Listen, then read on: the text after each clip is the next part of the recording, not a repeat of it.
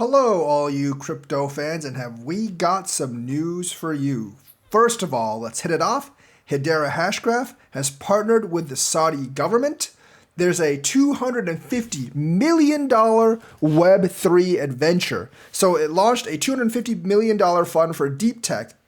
It's more of a Web3 education and adoption in Saudi Arabia, and I bet that education and adoption is going to be on Hedera Hashgraph. This might be very, very good for the future. Probably will not affect price too much right now, although there has been a little bit of a pump. It will generate some hype, but it clears the way for future development of Hedera Hashgraph in Saudi Arabia. According to the X announcement, the POS blockchain has entered into a core alliance with the Saudi Ministry of Investment. We know the Middle East has lots of oil money, so obviously there could be a lot of money flowing in. The agreement, which is designed to last for 5 years, is worth $250 million. In addition to the Hedera Fund Saudi collaboration, Hedera Hashgraph also announced the launch of Deep Tech Venture Studio. In the presence of their excellencies, meaning the Saudi royal family, MISA and Hashgraph Association have signed an MOU, Memorandum of Understanding, that's what that means, during the Saudi-Swiss Roundtable meeting, aiming to foster innovative investment opportunities in KSA through partnering locally and globally to support the entrepreneurship ecosystem. So hopefully this actually gets a lot more developers on Hedera, gets them doing better on their protocol, in terms of DeFi and development, and this could definitely lead to big Hedera increases in the future. We're still waiting for that, but I do think if you are waiting patiently for Hedera Hashgraph, it should do pretty well in this bull run, like $250 million, a lot of incentivization, a major allocation of around 5 billion hash bar. Hedera Hashgraph's native cryptocurrency will be made by Hedera Council for the ecosystem development and the advancement of decentralized governance. That's what the allocation is for. 5 billion hash bar, H bar right now is a little bit more than 250 million, obviously. But a significant portion of the fund was directed into existing initiatives, including the HBAR Foundation, the Hashgraph Association, and DLT Science Foundation. So they're going to really develop in the Middle East. That should be very good news for all Hedera Hashgraph investors. And Hedera is going to keep on rolling. The enterprise adoption, while it may have not led to too many price increases, will give them a bottom line, will generate hype, and stuff like this will generate a lot of hype as well. So Hedera is going to keep on rolling. In other news, Ethereum has partnered with Godaddy. That is correct. It's with their Ethereum domain names thing. So it is actually with their ENS thing. And, this would actually give it more usability.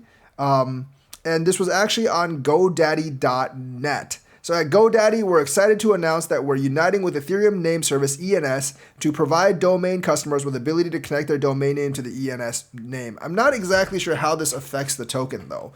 Bridging the gap between domain names and blockchain technology, the integration unlocks the benefits of ENS's blockchain infrastructure, providing GoDaddy customers with the ability to send and receive cryptocurrency within hundreds of applications across the blockchain ecosystem using their preferred domain name. Hopefully, this does not come at Ethereum gas costs, because people will actually go broke by doing this.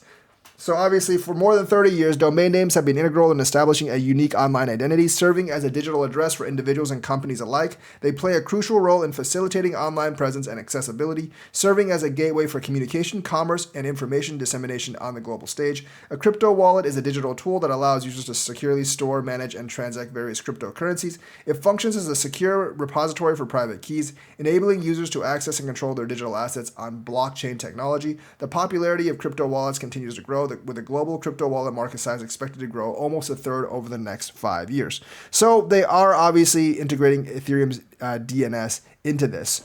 In response, ENS has been pioneering a blockchain-based solution allowing crypto wallets, apps, and services to link to a domain name via DNS without having to pay gas fees and requiring no additional costs. So no gas fees. That was the main thing, and this could be very, very big. Now with this integration, GoDaddy has added a new DNS feature so customers can quickly integrate their domain name with their ENS-compatible crypto wallet. So basically, it's like a GoDaddy-compatible crypto wallet, I guess allowing you to pay for GoDaddy things, including Coinbase Wallet, MetaMask, Rainbow, Uniswap Wallet, and more. I don't think this will have any effect on the price of Ethereum whatsoever, but it is a very nice service.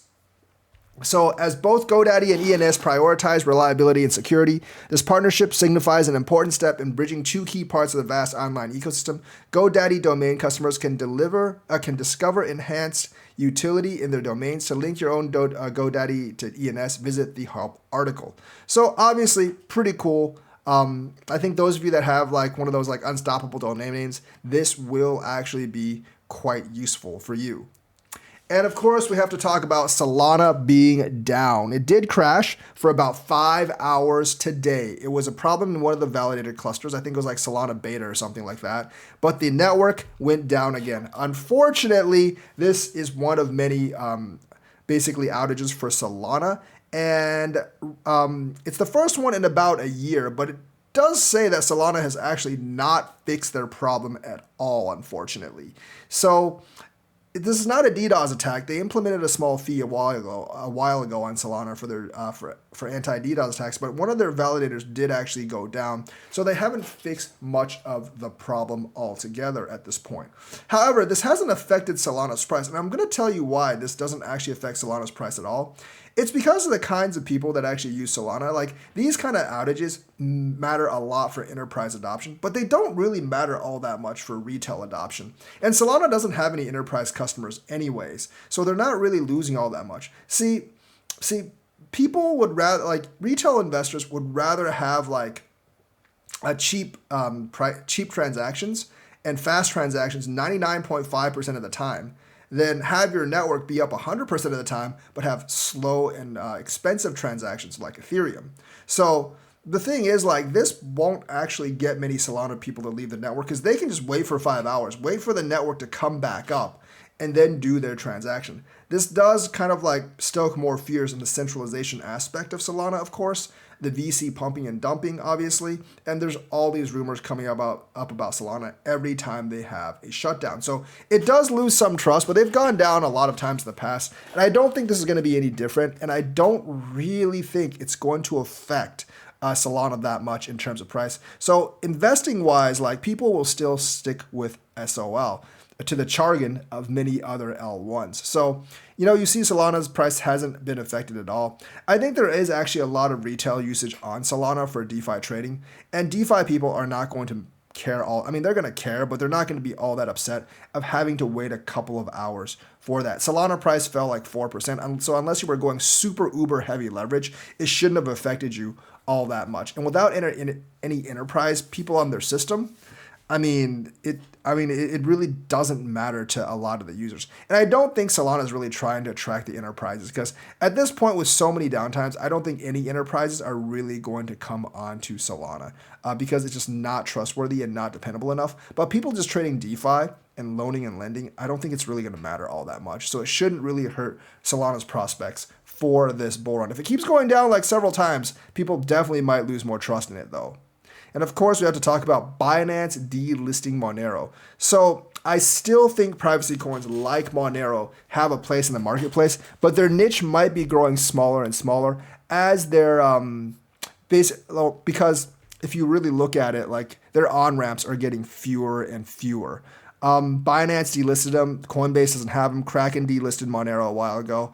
And realistically, the Monero fans are like, but we have DEXs. I'm just like, yeah, I don't know about that. Do you really have DEXs? How many DEXs actually have Monero? Because remember, most DEXs like focus on one chain, whether Ethereum or Solana or Cardano. Not many of them actually have Monero. You might be able to get wrap Monero, but there's just like so many extra steps in actually cashing out. So I'm not really sure if this is really going to be, it's going to be all that useful if you actually need to use the money. Yeah, I think it's going to be a pure P2P money, and I actually think that has limited use in the future market. Now, I think Monero's a pretty cool like invention, but I think like the governments and the fat cats are squeezing it out, basically, because they don't really want money laundering, tax evasion. The fat cats have other ways to money launder and tax evade through government officials, but they don't want the rest of us to have that opportunity to money launder and tax evade. And I think Monero gives people that opportunity. I think like, if anything, if any of the cryptos for illicit activity, I think Monero is probably the one that's probably used in proportion the most. I think Bitcoin's still used more because it's obviously a lot bigger, but Monero is still used the most. They can't stop Monero because they haven't cracked it. So they're basically going to try to attack it where you can't actually cash out on Monero. So it's not all that useful. Whether it'll succeed or not, we'll actually see. But the price could definitely be impacted, and it is not a coin I would actually buy right now. One, because it'd be hard for me to cash the damn thing out.